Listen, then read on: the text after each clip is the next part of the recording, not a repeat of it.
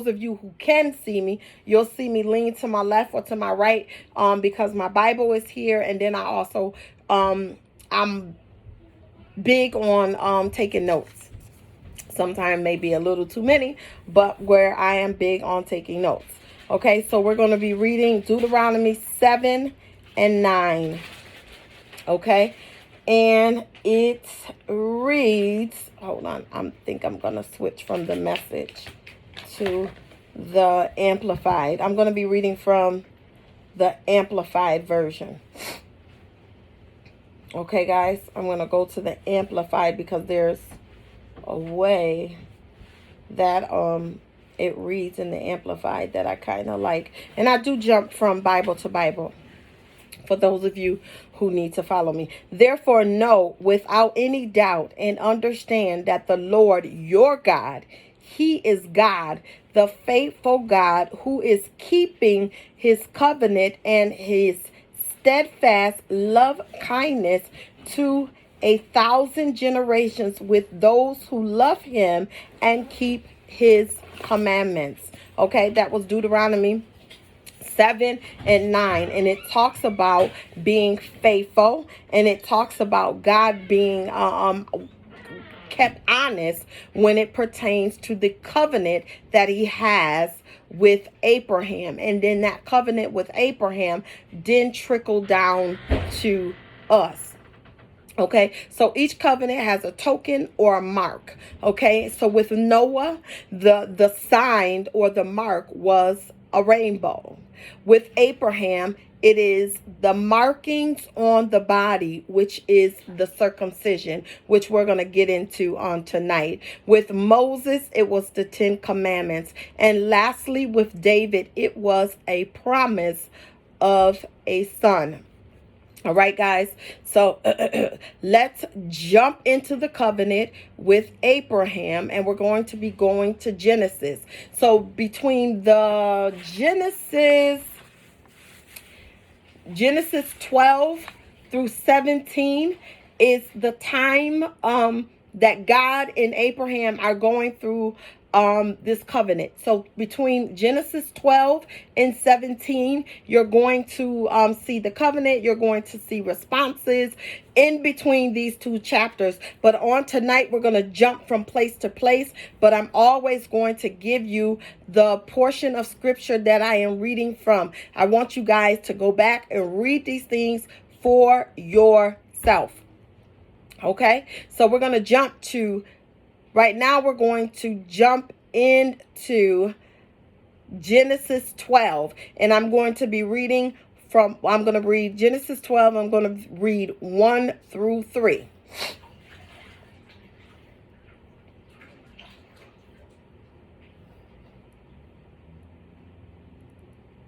And I'm staying in my Amplified, but I'm going to pull up my Genesis 12. Okay. And I'm going to read from my Message Bible. And it says, God told Abraham, leave your country, your family, and your father's home for the land that I will show you. 2 and 3.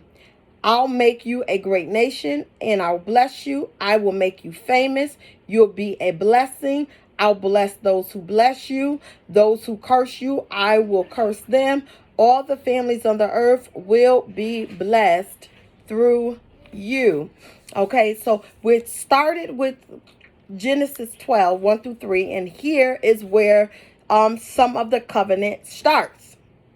Okay, God is telling him everything He's going to do for him. Okay, He's telling him He's going to make him a great nation. Okay, and it's ironic that God is talking to a man that has no children, and God is talking to a man whose wife is barren, and He's telling him, I'm going to make you a great nation, and I'm going to bless you, and I'm going to make you famous. And if you know anything, well, I'll leave that for tomorrow, because I was about to get into Abraham's background, but I'll leave that for tomorrow. Okay, he said, I'll make you famous. He says you'll be a blessing. Okay, meaning he actually will be a blessing. He said, I will bless those who bless you, meaning that he's going to bless individuals. He's going to do unto you because you did unto his man. Oh, man servant. He said, for those who curse him, you will be cursed. We all know what that means. And he said, all the families of the earth will be blessed through you. So God is having a conversation with a man who is in his 90s and whose wife is in her 90s, and his wife is barren. And God is making all these promises to a man, that he doesn't see it materializing. He knows that his wife is barren. He almost, to a point, has accepted it, but he trusts God, and he's trusting God, and he's trusting God's word, although he has never seen any of this stuff materialize before. He's having a relationship with the Lord, and he's in the midst of a relationship with the Lord, but he hasn't seen the goodness, how we can taste and see the goodness of the Lord. He doesn't have any of those type of dealings with the Lord. He just got up and he left. He did exactly what God told him to do without the evidence that any of the things that God was saying was true. And we have to remember, during this time when Abraham was around, there were a lot of gods. And we're going to discuss some of that on tomorrow. Okay, so now we're going to jump to the ceremony part of this covenant, and that is in Genesis 15, and it's 9 through 21. So we're jumping to the ceremonial part of this covenant that God is making with Abraham, and it's going to be in Genesis 15, 9 through 21.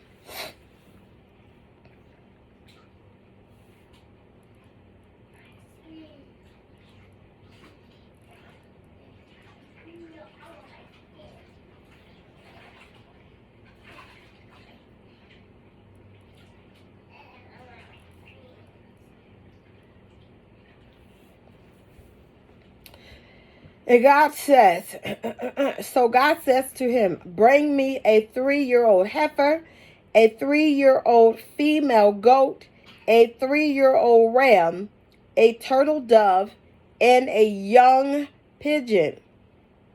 So Abram, he's not even Abraham yet. He's still Abram. So Abram brought all these things to him, cut them down the middle, laid each half opposite of the other, but he did not cut the birds. The birds of prey swooped down on the carcasses, but Abram drove them away. When the sun was setting, a deep sleep overcame Abram, and a horror of great darkness overcame him. God said to Abram, know for sure that your descendants will be strangers living temporarily in the land of Egypt that is not theirs, when they will be enslaved and oppressed for 400 years. But on that nation whom your descendants will serve, I will bring judgment, and afterwards they will come out of the land with great possession. As for you, you shall die and go to your fathers in peace. You shall be buried at a good old age. There in the 4th generation, your descendants shall return to the promised land, which is Canaan. For the wicked and the guilt of the Amorites is not yet complete. When the sun goes down and sleep and a deep darkness had come, there appeared a smoky blazing and a flame torch, which passed between the divided pieces of the animals. On the same day, the Lord made a covenant.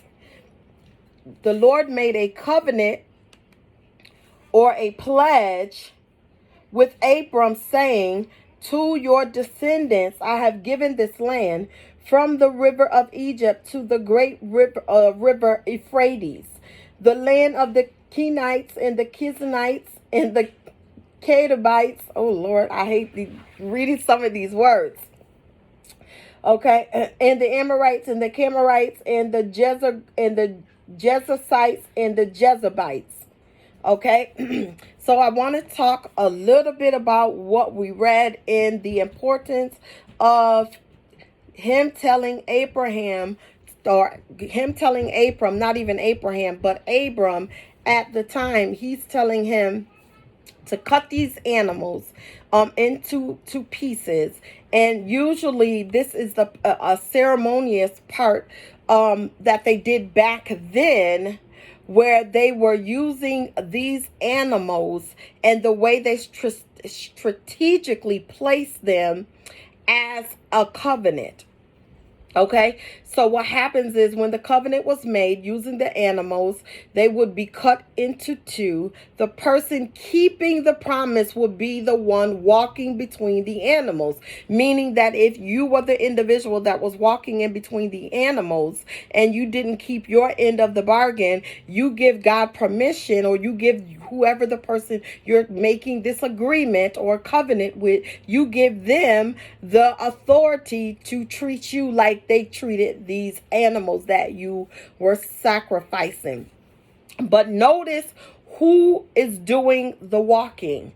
Notice what happened to Abram. You notice that God put him in a sleep. So God put his physical body to sleep, and it is his spiritual man that he is having this conversation with, and he is making these affirmations, and he's giving him these he's directly telling him everything that is going to happen. And there's two reasons. God was binding himself to the covenant, because if we look and we read and we see that there was smoke. And where is it? Let me get there. 17. When the sun had gone down and deep darkness had came, there appeared a smoking blaze and a flaming torch. So the smoking blaze and the flaming torch is the presence of God. And it is the presence of God that is binding. God is binding himself to this covenant, because we know that anytime an individual walks between these particular animals, it is them that are saying that if I don't keep this covenant with you, you're able to do to me what we did to these particular animals. So that is the ceremonial part of this covenant. God is binding himself to this agreement. God has also allowed him to be asleep when he is dealing with Abraham. You notice that God put him to sleep because God didn't want him, and this is just my opinion from my reading. I believe that God did that because he didn't want Abraham to be able to walk through these things and not be able to uphold his end of the bargain. That's why it was the presence of the Lord that was binding. God was binding him. That's very, very important to know, that God was binding himself to this particular covenant. Okay? And this covenant, I'm keeping the time, guys. This covenant is considered a unconditional or a granted covenant. And the reason why it is this way is because God is granting favor with no strings attached in the beginning. God is in the beginning of this covenant. God is it's all favor. It's all favor. It's nothing. If you do this, then I will do that. It's none of that. This covenant between Abram and God is solely based on God's love for him. Okay? There's no strings attached when we get to the ceremonial piece of this particular covenant. Okay? So I want to read Jeremiah 34:17 17 and 18. I hope you guys are writing these scriptures down. I want to jump to Jeremiah 34, 17 and 18. Can you guys hear me okay? Because this is the first time I put this microphone to my actual laptop. Can you guys hear me okay?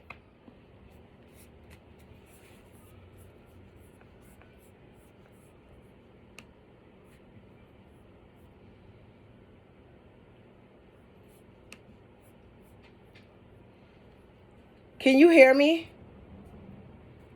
Okay. I can't hear you. It's okay. It might be because of the microphone and I should have just used headphones instead. Okay. So let's jump to Jeremiah 34.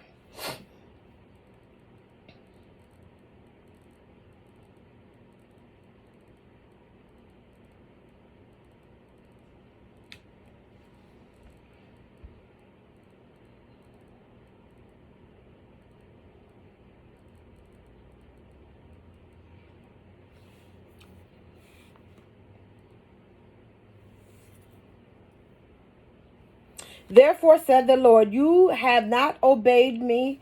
You have not proclaimed liberty to your brothers and your countrymen. Behold, listen very careful. I am proclaiming liberty to you.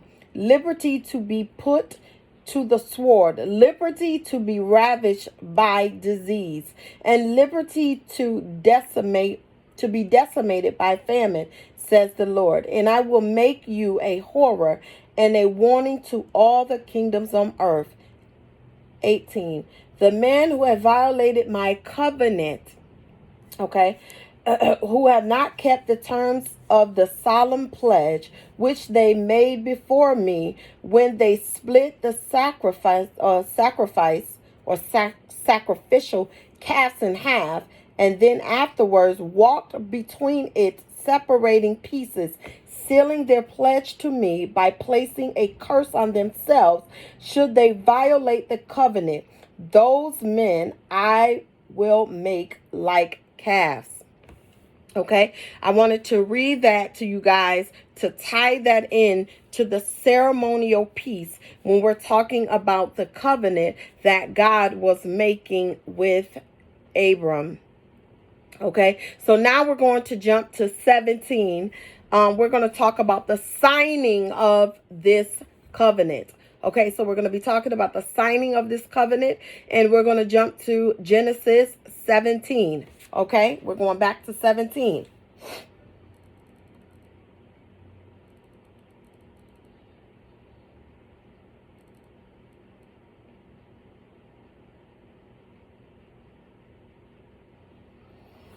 So we're going to be reading Genesis 17, 9 through 14, because now we're going to the signing portion of this covenant. Okay, we're going to the signing portion of this covenant.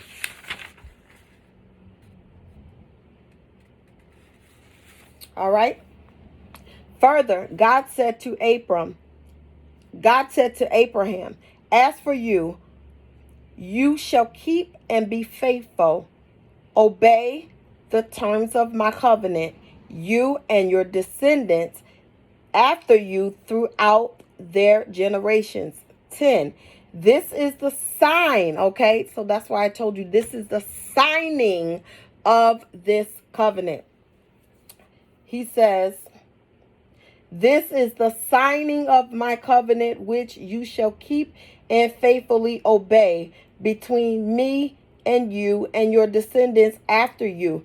Every male among you shall be circumcised. Okay? And you shall be circumcised in the flesh of your foreskin, and it shall be the sign or the symbol or the memorial of the covenant between me and you. 12.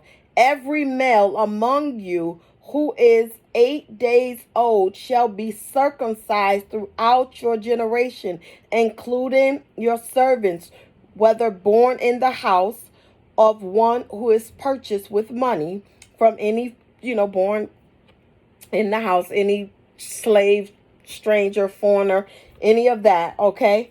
A servant who is born in your house or one who is purchased with your money must be circumcised within the 8 days, okay? My covenant shall be in your flesh for a everlasting covenant. And the male who is not circumcised in the flesh of his foreskin, that person shall be cut off from his people. He has broken my covenant. Okay, so we see here that is the signing or the symbol, the memorial, the symbolic portion of this covenant that God has with Abram.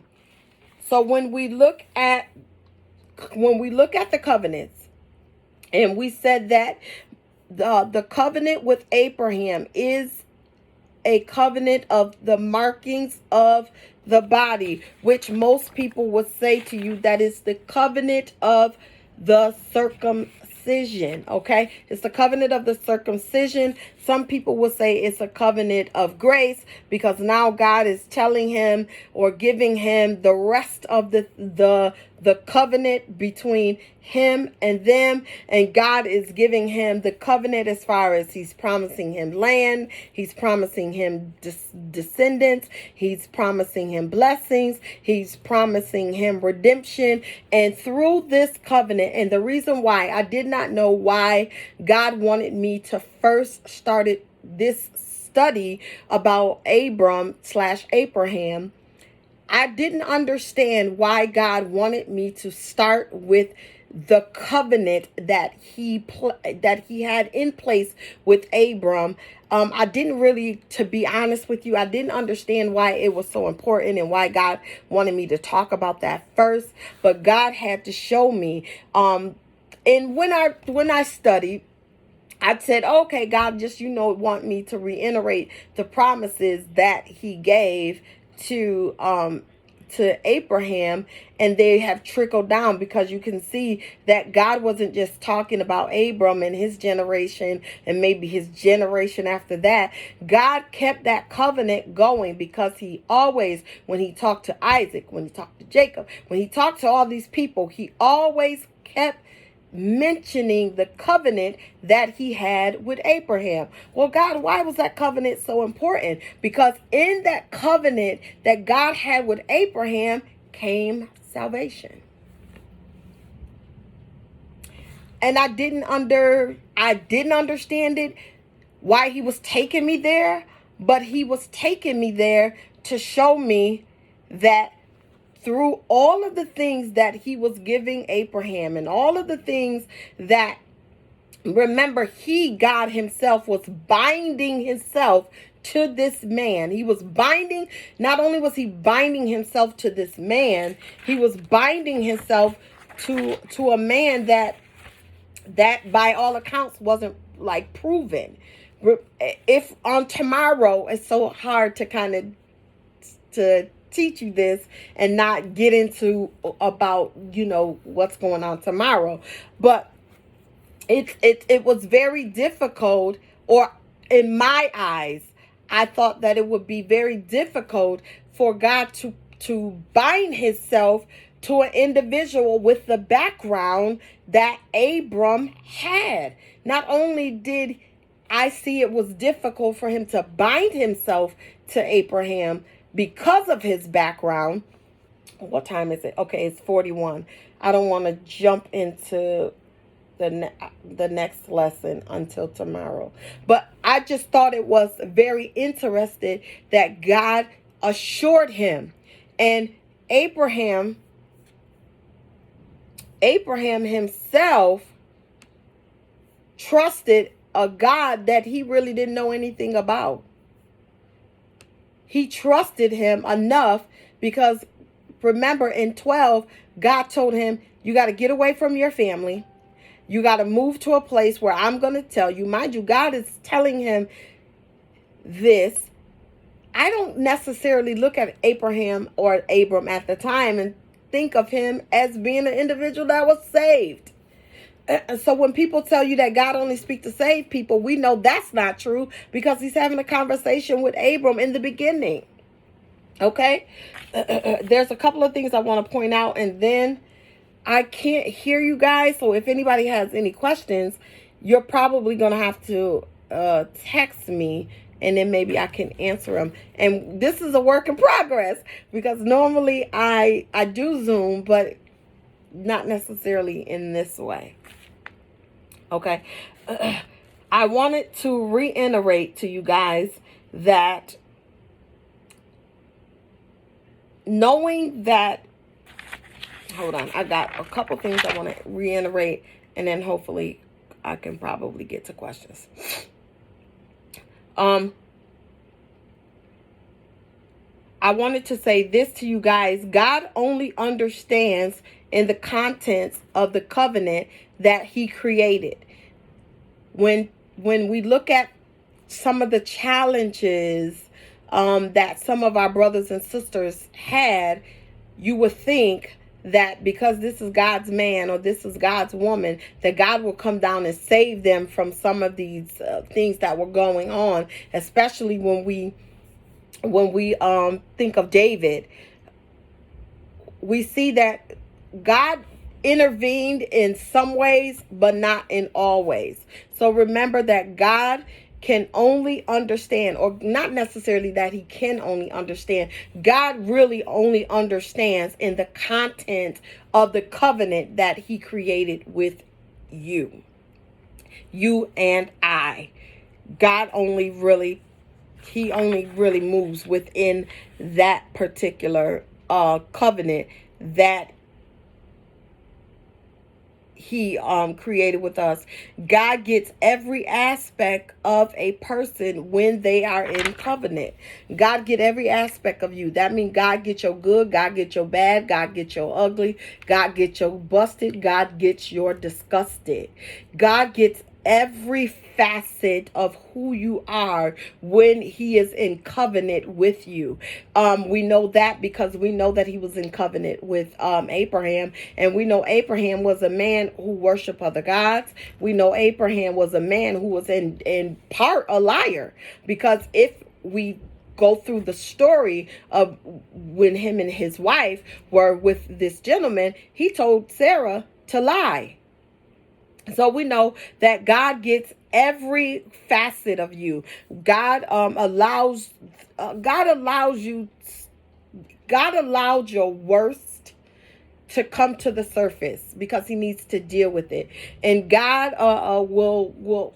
God knows that we struggle during development, and that's one of the reasons why he allows the worst of you to come to the surface. Okay. And we know that God, when it came to covenant, God was making specific covenant with individuals. He was making a covenant with Abraham for future generations.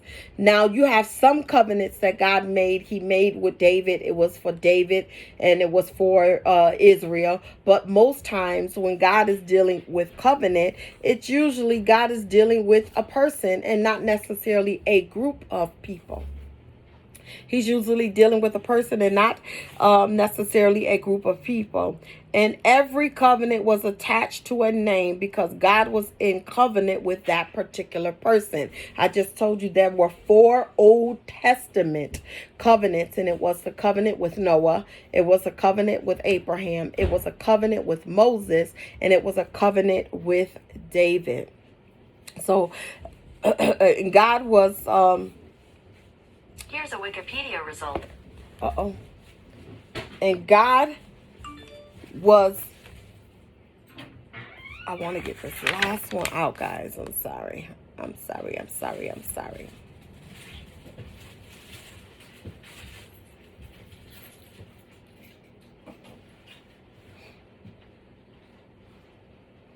wanted to reiterate this one point.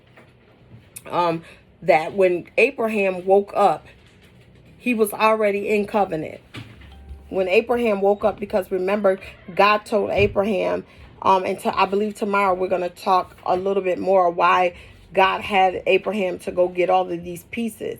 But when he went to get the pieces, he went to make the cuts. Abraham was ecstatic. He knew the custom. He knew what God was telling him to do was leading up to a covenant. He just did not know that God was going to put him to sleep before God was going to put his physical body to sleep before the whole thing was over. And Abraham himself was thinking that he was going to be the one that was going to be walking through the animals, that was going to be sealing the deal in this relationship with God. But it was God himself that was binding himself to the covenant. And I want that is something that God's stressing, that it's very, very, very important.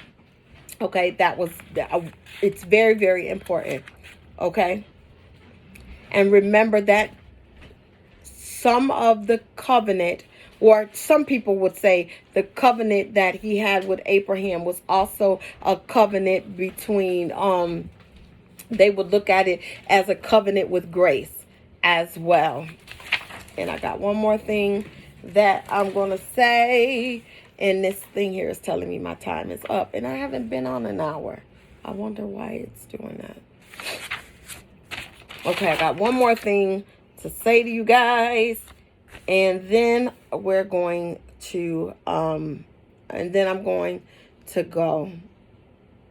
So I also want to give you Deuteronomy 30, 1 through 10, that also talks about territory when it pertains to God and Abraham and this covenant. In Deuteronomy 30, 1 through 10. So before I go away, I'm going to read off all the scriptures that I pulled out on tonight, so that you guys can go back and read them.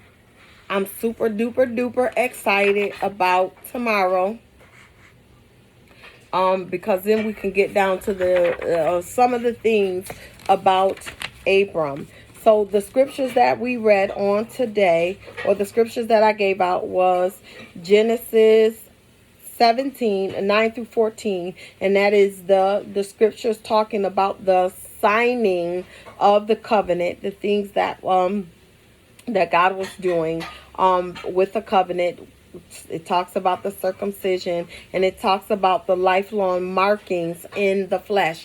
And if you think about it, we're talking about Abram before he was Abraham, and he was talking about circumcision back then, and that is something that we still do to this very day, over 2,000 years, and we still are honoring the circumcision, the covenant of circumcision, or the covenant of grace.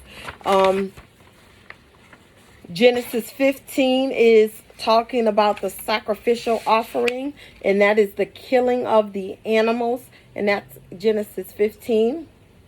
And then we talk about the presence of God is Genesis 15, 7 through 11 and 17. Okay, we did read about the sacrificial, or the cutting or splitting of the animals, and we read what God said about it in Jeremiah 34, 17 through 18. Okay, and we read about the very beginning, or the start of this covenant, which is in Genesis 12, 1 through 3. And between Genesis 12 and 17, Genesis 12 and Genesis 17 is going to give you just about everything you need to know about this covenant that God was making with a man whose father honored and worshiped other deities, or we would say the devil. Okay. We also read Deuteronomy 7 and 9.